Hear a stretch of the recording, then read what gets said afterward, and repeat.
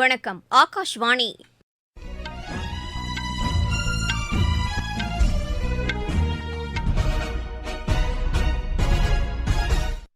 செய்திகள் வாசிப்பவர் பிரியதர்ஷினி.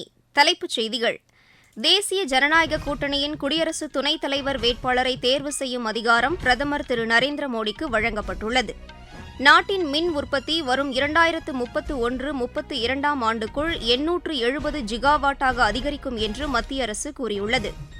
நாடு முழுவதும் 1250 கேலோ இந்தியா விளையாட்டு பயிற்சி மையங்கள் தொடங்கப்படும் என்று மத்திய அமைச்சர் டாக்டர் மன்சுக் மாண்டவ்யா தெரிவித்துள்ளார். கம்போடியாவும் தாய்லாந்தும் சண்டை நிறுத்த ஒப்பந்தத்தில் கையெழுத்திட்டுள்ளன. இலங்கை சர்வதேச ஜூனியர் பேட்மிண்டன் போட்டியில் இந்தியாவின் தியான் சந்தோஷ் இறுதி ஆட்டத்திற்கு முன்னேறியுள்ளார். இனி விரிவான செய்திகள். தேசிய ஜனநாயக கூட்டணியின் குடியரசு துணைத் தலைவர் வேட்பாளரை தேர்வு செய்யும் அதிகாரம் பிரதமர் திரு நரேந்திர மோடிக்கு வழங்கப்பட்டுள்ளது. புதுதில்லியில் இன்று தேசிய ஜனநாயக கூட்டணி கட்சித் தலைவர்கள் கூட்டம் பாதுகாப்புத்துறை அமைச்சர் திரு ராஜ்நாத் சிங் தலைமையில் நடைபெற்றது. இந்த கூட்டத்தில் குடியரசு துணைத் தலைவர் தேர்தலில் வேட்பாளரை தேர்வு செய்வதற்கான அதிகாரம் பிரதமருக்கும் மத்திய அமைச்சர் திரு ஜே.பி. நட்டாவுக்கும் வழங்கப்பட்டதாக மத்திய அமைச்சர் திரு கிரண் ரிஜிஜூ செய்தியாளர்களிடம் தெரிவித்தார். கூட்டணி கட்சிகளின் தலைவர்கள் ஒருமனதாக இந்த முடிவை எடுத்திருப்பதாகவும் அவர் கூறினார். இதற்கிடையே குடியரசு துணைத் தலைவர் தேர்தலுக்கான வேட்புமனு தாக்கல் இன்று தொடங்கியது. மனுக்களை தாக்கல் செய்ய வரும் 21ஆம் தேதி கடைசி நாளாகும். அதற்கு அடுத்த நாள் மனுக்கள் மீதான பரிசீலனை நடைபெறும். மனுக்களை விலக்கிக் கொள்ள வரும் 25ஆம் தேதி கடைசி நாளாகும். போட்டி இருக்கும் பட்சத்தில் அடுத்த மாதம் 9ஆம் தேதி தேர்தல் நடத்தப்பட்டு அன்றைய தினமே வாக்கு எண்ணிக்கை மேற்கொள்ளப்படும். நாட்டின் மின்சார உற்பத்தி வரும் 2031-32ஆம் ஆண்டுக்குள் 870 ஜிகாவாட்டாக அதிகரிக்கும் என்று மத்திய எரிசக்தித்துறை இணையமைச்சர் திரு ஸ்ரீபத் நாயக் தெரிவித்துள்ளார். மக்களவையில் கேள்வி ஒன்றுக்கு பதிலளித்த அவர், கடந்த ஜூன் மாதம் வரையிலான காலத்தில் நாட்டின் மின் உற்பத்தி 485 ஜிகாவாட்டாக உள்ளது என்று கூறினார். எனினும் அதிகரித்து வரும் தேவையை கருத்தில் கொண்டு மின் உற்பத்தியை அதிகரிக்க திட்டங்கள் வகுக்கப்பட்டிருப்பதாக அவர் தெரிவித்தார். விரைவான பொருளாதார வளர்ச்சி, வீடுகளுக்கான மின் தேவை அதிகரிப்பு, நகரமயமாதல் போன்ற பல்வேறு காரணங்களால் மின்சாரத்திற்கான தேவை அதிகரித்து வருவதாக திரு ஸ்ரீபத் நாயக் கூறினார். பிரதமரின் உணவு பதப்படுத்துவதற்கான குறு உற்பத்தி மையங்களுக்கு அதிக அளவில் கடனுதவி வழங்கப்பட்டு வருவதாக மத்திய உணவு பதப்படுத்துதல் துறை இணையமைச்சர் திரு ரவ்னீத் சிங் கூறியுள்ளார். மக்களவையில் எழுத்துப்பூர்வமாக அளித்த பதிலில் இதனை தெரிவித்த அவர், நாடு முழுவதும் இத்திட்டத்தின் கீழ் 1,16,557 பேருக்கு கடனுதவி வழங்கப்பட்டுள்ளதாகவும், தமிழகத்தில் மயிலாடுதுறை மற்றும் தஞ்சாவூர் மாவட்டங்களில் 584 பேர் கடனுதவி பெற்று பயனடைந்திருப்பதாகவும் கூறியுள்ளார். மற்றொரு கேள்விக்கு பதிலளித்த அவர், தமிழகத்தில் தேர்வு செய்யப்பட்ட நிறுவனங்களுக்கு 890 கோடி ரூபாய் மதிப்பில் திட்டங்கள் செயல்படுத்தப்பட்டு வருவதாக தெரிவித்துள்ளார். காய்கறி மற்றும் பழங்கள், தானிய வகைகள், கடல்சார் உணவு உற்பத்தி தொழிலில் ஈடுபட்டுள்ள 8 நிறுவனங்களுக்கு அனுமதி வழங்கப்பட்டுள்ளதாகவும் திரு ரவ்னீத் சிங் கூறியுள்ளார். வெளிநாடுகளில் கல்வி பயின்று வரும் இந்திய மாணவர்களின் குடியுரிமை தொடர்பான விவகாரங்கள் குறித்து வெளியுறவுத்துறை அமைச்சகம் கவனத்தில் கொண்டுள்ளதாக வெளியுறவுத்துறை இணையமைச்சர் திரு கீர்த்திவர்தன் சிங் கூறியுள்ளார். மாநிலங்களவையில் எழுத்துப்பூர்வமாக அளித்த பதிலில் இதனை தெரிவித்த அவர், அமெரிக்காவில் கல்வி பயின்று வரும் மாணவர்கள் தொடர்பாக இந்திய தூதரகங்கள் ஆலோசனைகளை மேற்கொண்டு வருவதாகவும், விரும்பினால் அவர்கள் மீண்டும் இந்தியாவிற்கு திரும்புவதற்கான ஏற்பாடுகளை செய்வதாகவும் கூறியுள்ளார். வெளிநாடுகளில் இந்திய சமூக நலவாரிய நிதியத்தின் மூலம் மாணவர்களுக்கு உதவிகள் வழங்கப்படுவதாக அவர் தெரிவித்துள்ளார். அமைப்புசாரா தொழிலாளர்களின் நலன்கள் பாதுகாக்கப்பட வேண்டும் என்பதில் மத்திய அரசு உறுதியுடன் உள்ளதாக தொழிலாளர் நலத்துறை இணையமைச்சர் ஷோபா கரந்தலாஜே கூறியுள்ளார். மாநிலங்களவையில் கேள்வி நேரத்தின் போது இதனை தெரிவித்த அவர், அமைப்புசாரா தொழிலாளர்களின் நலன்களுக்காக மத்திய அரசு செயல்படுத்தி வரும் திட்டங்களை பட்டியலிட்டார்.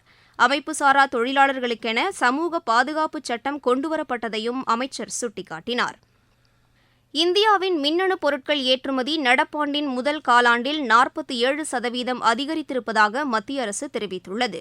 மொபைல் போன்கள் ஏற்றுமதி ஒவ்வொரு ஆண்டும் குறிப்பிடத்தக்க அளவு அதிகரித்து வருவதால் இந்த உயர்வு என இந்திய செல்போன் மற்றும் மின்னணு பொருட்கள் சங்கம் வெளியிட்ட தகவல் தெரிவிக்கிறது. முதல் காலாண்டில் மின்னணு பொருட்கள் ஏற்றுமதி 1,08,000 கோடி ரூபாயை எட்டியுள்ளதாகவும் அந்த தகவல் தெரிவிக்கிறது. நாடு முழுவதும் சமையல் எண்ணெய் தடையின்றி கிடைப்பதை உறுதி செய்வதற்கும் அவற்றின் சில்லறை விலையை கட்டுப்படுத்தவும் மத்திய அரசு நடவடிக்கை மேற்கொண்டுள்ளது. கடந்த 2006ஆம் ஆண்டு கொண்டுவரப்பட்ட உணவு பாதுகாப்பு மற்றும் தரநிலைகள் சட்டத்தில் முந்தைய விதிமுறைகளில் திருத்தம் கொண்டுவரப்பட்டதாக மத்திய அரசின் செய்திக்குறிப்பு தெரிவிக்கிறது. உள்நாட்டு உற்பத்தி மற்றும் இறக்குமதி இருப்பு நிலைகளை சரிசெய்வதற்கு இந்த திருத்தம் வழிவகை செய்வதாகவும் அதில் கூறப்பட்டுள்ளது. நீங்கள் கேட்டுக்கொண்டிருப்பது ஆகாஷ்வாணியின் செய்தி அறிக்கை. நேயர்களே, சுதந்திர தினத்தையொட்டி இல்லந்தோறும் தேசிய கொடியேற்றும் இயக்கம் தற்போது நடைபெற்று வருகிறது.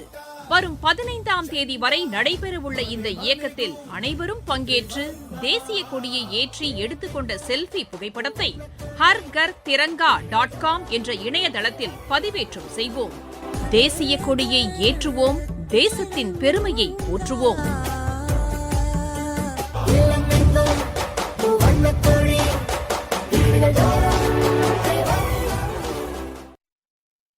கைத்தறித்துறையின் வளர்ச்சிக்கு மத்திய அரசு தொடர்ந்து ஊக்கமளித்து வருவதாக பிரதமர் திரு நரேந்திர மோடி கூறியுள்ளார். தேசிய கைத்தறி தினம் இன்று கொண்டாடப்படுவதையொட்டி விடுத்துள்ள செய்தியில் அவர் இவ்வாறு கூறியுள்ளார். கைத்தறி பொருட்களின் ஏற்றுமதி 21,000 கோடி ரூபாயை எட்டியுள்ளதாகவும் அவர் குறிப்பிட்டுள்ளார். இதற்கிடையே தமிழகத்தைச் சேர்ந்த விவசாயிகளுடன் இன்று கலந்துரையாடியதாக பிரதமர் தமது சமூக வலைதளத்தில் கூறியுள்ளார். உற்பத்தி திறனை ஊக்குவிக்கவும் வேளாண் தொழில்நுட்பங்களை பயன்படுத்துவதிலும் அவர்களின் அனுபவம் குறித்து கேட்டறிந்தது உற்சாகம் அளிப்பதாக குறிப்பிட்டுள்ளார். நாடு முழுவதும் 1250 கேலோ இந்தியா விளையாட்டு பயிற்சி மையங்கள் தொடங்கப்படும் என்று மத்திய இளைஞர் நலன் மற்றும் விளையாட்டுத்துறை அமைச்சர் டாக்டர் மன்சுக் மாண்டவியா கூறியுள்ளார். மாநிலங்களவையில் எழுத்துப்பூர்வமாக அவர் அளித்த பதிலில், கடந்த 5 ஆண்டுகளில் நாடு முழுவதும் இளைஞர்கள் சர்வதேச விளையாட்டுகளில் பங்கேற்பதற்கான பயிற்சிகள் வழங்கப்பட்டு வருவதாகவும் அதற்கு தேவையான நிதி ஒதுக்கீடு செய்யப்பட்டுள்ளதாகவும் தெரிவித்துள்ளார். கலாச்சாரத்துறைக்கான நிதி ஒதுக்கீடு தொடர்ந்து அதிகரிக்கப்பட்டு வருவதாக அத்துறைக்கான மத்திய அமைச்சர் திரு கஜேந்திர சிங் ஷெகாவத் கூறியுள்ளார். மாநிலங்களவையில் கேள்வி நேரத்தின்போது இதனை தெரிவித்த அவர், கடந்த நிதியாண்டில் 3260 கோடி ரூபாய் அளவிற்கு நிதி ஒதுக்கீடு செய்யப்பட்டதாக கூறினார். நடப்பு நிதியாண்டில் இது 3360 கோடி ரூபாயாக அதிகரிக்கப்பட்டுள்ளதாகவும் அமைச்சர் தெரிவித்தார். பாகிஸ்தானின் வடமேற்கு பகுதியில் உள்ள வசீரிஸ்தான் மாகாணத்தில் காவல்துறையினர் வாகனத்தை குறிவைத்து நடத்தப்பட்ட வெடிகுண்டு தாக்குதலில் 2 பேர் உயிரிழந்தனர், 14 பேர் காயமடைந்தனர். வனா என்ற இடத்தில் சென்ற வாகனத்திற்கு அருகே சக்தி வாய்ந்த குண்டு வெடித்ததாகவும் காயமடைந்தவர்கள் அருகில் உள்ள மருத்துவமனையில் அனுமதிக்கப்பட்டதாகவும் காவல்துறை அதிகாரி ஒருவர் தெரிவித்தார். இந்த தாக்குதலுக்கு எந்தவொரு அமைப்பும் பொறுப்பேற்கவில்லை. ரஷ்யாவுடன் நீண்டகால நல்லுறவை இந்தியா கொண்டிருப்பதாக தேசிய பாதுகாப்பு ஆலோசகர் திரு அஜித் தோவல் தெரிவித்துள்ளார்.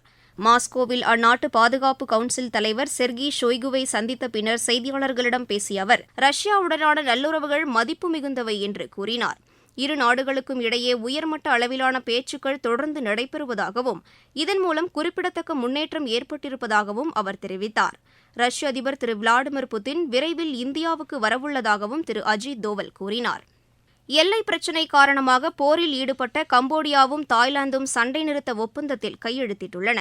கோலாலம்பூரில் நடைபெற்ற இரு நாடுகளின் எல்லை தொடர்பான குழு கூட்டத்தில் இந்த ஒப்பந்தம் மேற்கொள்ளப்பட்டது. பிராந்திய அளவில் அமைதியை ஏற்படுத்தவும் சூழ்நிலையை தொடர்ந்து கண்காணிக்கவும் இருதரப்பிலும் பேச்சு நடத்தி அதில் உடன்பாடு ஏற்பட்டது. போரின் போது கைது செய்யப்பட்ட வீரர்களை சர்வதேச மனிதாபிமான சட்டத்திற்கு உட்பட்டு நடத்துவது எனவும் ஒப்புக் கொள்ளப்பட்டது. மேலும் இருதரப்பு பேச்சுவார்த்தையை தொடர்ந்து மேற்கொள்ளவும் சம்மதம் தெரிவிக்கப்பட்டது. எனினும் தாய்லாந்தின் சட்ட ரீதியிலான அச்சுறுத்தல் ஆதாரமற்றது என்பதால் அதனை நிராகரிப்பதாக கம்போடியா தெரிவித்துள்ளது. அடுத்த கட்ட பேச்சுவார்த்தையை 1 மாதத்திற்குள் நடத்தவும் முடிவு செய்யப்பட்டுள்ளது. இலங்கை சர்வதேச ஜூனியர் பேட்மிண்டன் போட்டியில் இந்தியாவின் தியான் சந்தோஷ் இறுதி ஆட்டத்திற்கு முன்னேறியுள்ளார். 19 வயதுக்குட்பட்டோருக்கான ஆடவர் ஒற்றையர் பிரிவு அரையிறுதி ஆட்டத்தில் அவர் 21-15, 21-12 என்ற செட் கணக்கில் இந்தியாவின் சாய் நாச்சிகேத் பத்ராஜுவை வென்றார். மகளிர் ஒற்றையர் பிரிவு அரையிறுதி ஆட்டத்தில் ஆதிரா ராஜ்குமார் 21-14, 21-18 என்ற செட் கணக்கில் பிரசன்சா போனமை வென்றார். மீண்டும் தலைப்புச் செய்திகள். தேசிய ஜனநாயக கூட்டணியின் குடியரசு துணைத் தலைவர் வேட்பாளரை தேர்வு செய்யும் அதிகாரம் பிரதமர் திரு நரேந்திர மோடிக்கு வழங்கப்பட்டுள்ளது. நாட்டின் மின் உற்பத்தி வரும் 2031-32ஆம் ஆண்டுக்குள் 870 ஜிகாவாட்டாக அதிகரிக்கும் என்று மத்திய அரசு கூறியுள்ளது. நாடு முழுவதும் 1250 கேலோ இந்தியா விளையாட்டு பயிற்சி மையங்கள் தொடங்கப்படும் என்று மத்திய அமைச்சர் டாக்டர் மன்சுக் மாண்டவியா தெரிவித்துள்ளார். கம்போடியாவும் தாய்லாந்தும் சண்டை நிறுத்த ஒப்பந்தத்தில் கையெழுத்திட்டுள்ளன. இலங்கை சர்வதேச ஜூனியர் பேட்மிண்டன் போட்டியில் இந்தியாவின் தியான் சந்தோஷ் இறுதி ஆட்டத்திற்கு முன்னேறியுள்ளார். செய்தி அறிக்கை நிறைவு பெறுகிறது.